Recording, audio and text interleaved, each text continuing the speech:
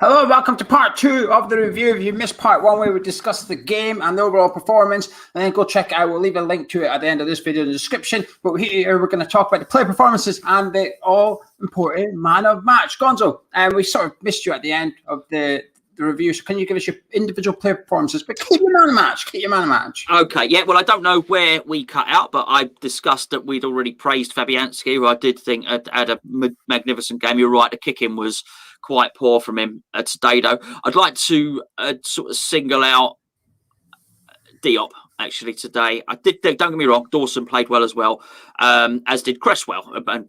We wait and see what happens in terms of the injury news with regarding him. But I do think Diop massively stepped up today. I thought both defensively, obviously, he helped create a goal. He almost scored a goal. Really good, mate.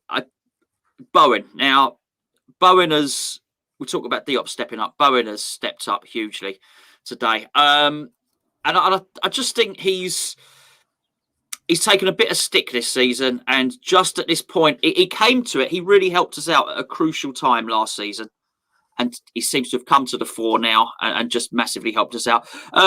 Mark Noble, again, I don't know when it cut out before, but I mentioned Mark Noble has done a magnificent job. Arguably, I thought he was better in this game than the last one. I thought he was good in that too. And this is a massive, massive point for Mark Noble. He's got one more season next season. He's going to want to be featuring and playing European football. And you mentioned it in part 1 of the review.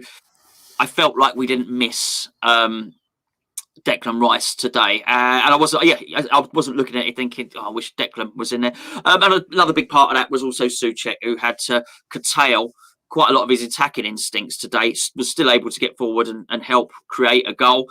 So was still a threat in that sense, but he also sat back and he tackled well and was very, very well disciplined. Gio, I think it goes 3 or 4 there. Yeah, I think I have to agree with you about Mark Noble. I thought he was brilliant again today. I thought he was really, really good. His passing, sort of in part 1, the review that might have cut out, you said Mark Noble did the best pass of the game and stuff. Yes. I actually think he'd probably done the best pass, but I also think he'd probably done the second and third best passes as well. I think his passing is extremely underrated, and sometimes it's just a little one. Sometimes it's when he gets it in the centre circle and he gives it to someone 25 yards out of goal, but he just zips it into their feet as if, say, there you go, turn around, and you're facing the defence, you're facing the goal. And sometimes we lack that from. It's probably the only downfall of Souček and Rice's game. I don't think they do enough of those passes. I think they tend to go sideways a little bit, kind of thing. And I don't think they zip it in to that front three enough. And Martin Noble's just got that pass on him that he puts it in with quite a bit of pace on it as well. Proper goes in. I thought he was really, really good today. I think that was possibly Jared Bowen's best game for us, actually. I thought his movement was really good. His work rate was fantastic. I think, again, we go 3-0 up. That's good. Because what we do, because in the first half, I thought he was playing striker. I actually thought him and Lingard were both up front. I thought we were almost playing with Fornals in the 10 and then Lingard and Bowen up front, but also covering. And like you said, we had a clear tactic to press from the front, because at times we had 4 or 5 players lining up against our defence from goal kicks, going, go on then, Casper, what are you going to do? Give it to Johnny Evans. We're all going to rush. We're going to force you. And I think Jared Bowen, it's a difficult role to do that, because Lingard is a little bit less defensive than Jared Bowen. He will not chase a defender as much. So if they do break your counter-attack and they're able to get out your high press, you're in trouble and you've got to get back quick. And I think Jared Bowen is the one player, or one of the players, that actually will run 20 yards to chase someone else's defender a little bit. And when we went 3-0 up, I thought Jared Bowen moved out to right midfield again. I was like, it's all right, we're now going to go... Yeah. We're going to take one of our strikers away, put him in the midfield, and we're going to congest this part of the pitch. And I think when you're sometimes playing on that side, which he was, Brendan Rodgers made a substitution at halftime. He took on Luke Thomas, the left-footed left-back. So then, because he was being forced wide, it makes sense.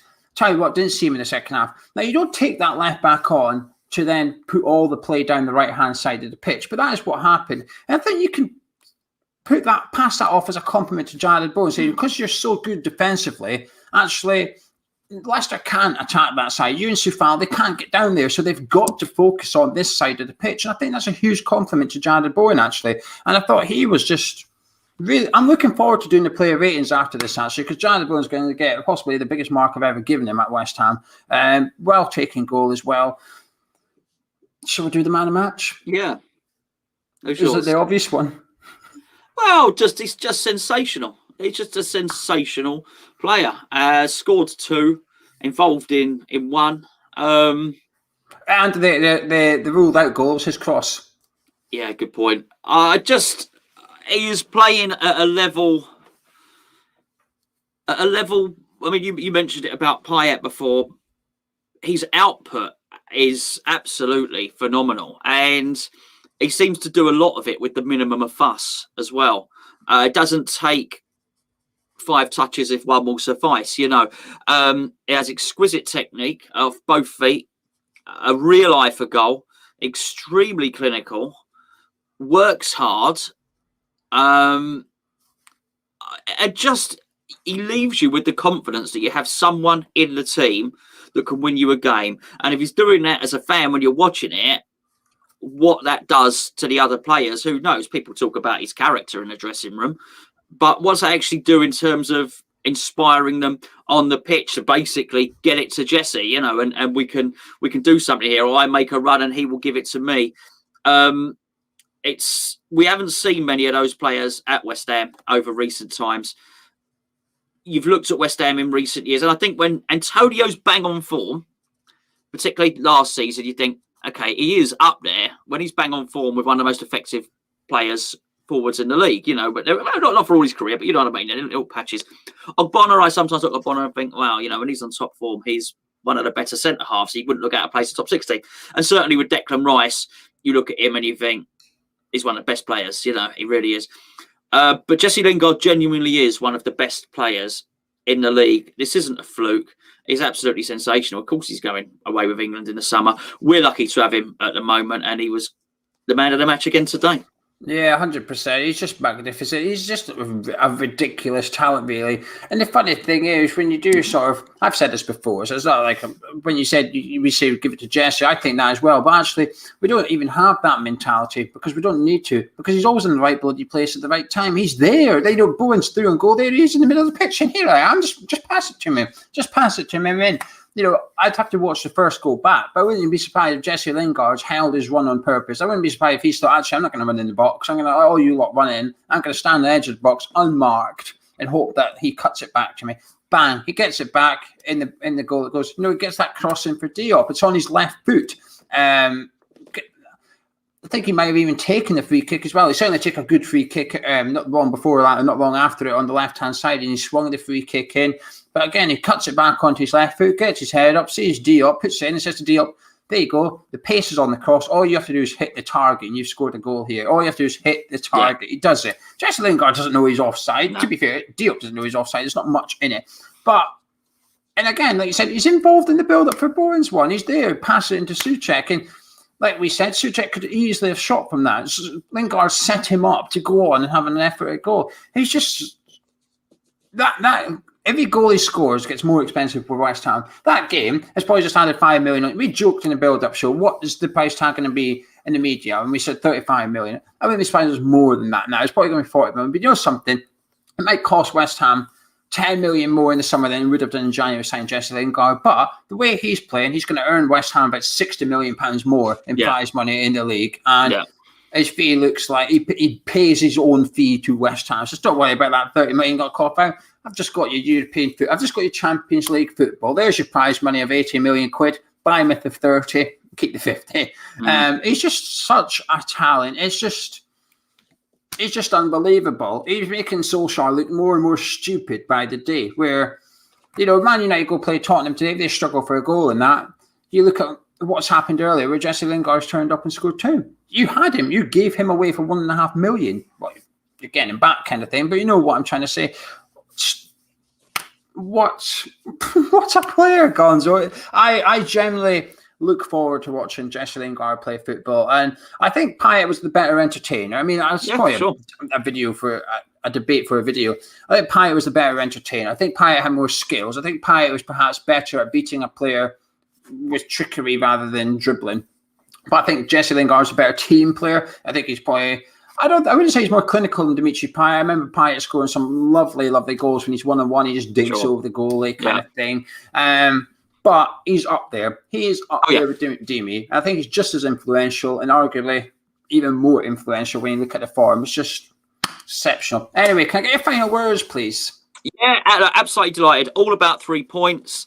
That was the way to beat Leicester. We discussed it before. We discussed it in the preview. We discussed it just an hour before. That was the way to beat them. We did beat them, and I was absolutely delighted that when we did attack, the amount of men that we committed to the attack. I think that was vitally important. We tried to start fast as well. Old, well, not differing Dave and all the rest of it, but David Moyes and his reputation for playing out for a draw, it is not happening at the moment because he knows it. This is the thing. I think we're seeing the difference between someone who is trying to get enough points to stay safe in the Premier League to now seeing someone who's looked at it mathematically and thought, actually, we need to start winning some 3 points here. And I think he's sending the team out accordingly. And the players, we've got a hell of a team, mate. They're all playing for each other, which is massive. Yeah, I have to agree with that final point about sort of the mentality of the manager. And it does make a difference when you're down the bottom. You need an average of 1.5 points per game to stay up. Actually, to get into the fourth, you need an average of like 2.2 points per game or something similar like that. A point's not enough to do what you want to do. And failure to get into European football is essentially finishing 7th or 8th. It's still a fantastic, fantastic season. And we're playing without fear at the minute. We are playing like we can go out there.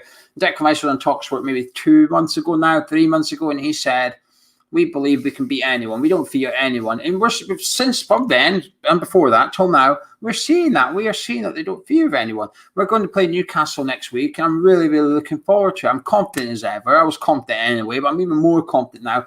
I was hoping to get 7 points against Wolves, Leicester, Newcastle, Chelsea. We've got 6 out of 6.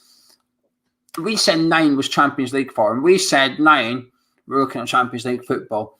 We could get 9 with a game spare, which would be outstanding. Anyway, shall we leave it there, my friend? Yeah, mate. Yeah, good job, mate. Good job. Good game. Thoroughly enjoyable. 8th cup final done and dusted. 7 cup finals remain as West Ham unbelievably go back 4th in the pursuit for Champions League football. 7 games away for Champions League football. Can we do it? Don't know. But you can join us in finding out if you subscribe to the channel. Drop a like on this review and the other one if you don't mind. Go back and check the other one out as well. Myself and Gonzo are ready to record the player ratings for the patrons. If you don't know what we're talking about, head to patreon.com/HammersChat. Check the link in the description below. You can support the channel from £3.60, which is all in, including VAT and all that good bad stuff. If you check that link out, hopefully we'll see you there. Gonzo, I'll see you in a minute. You will. Bye-bye.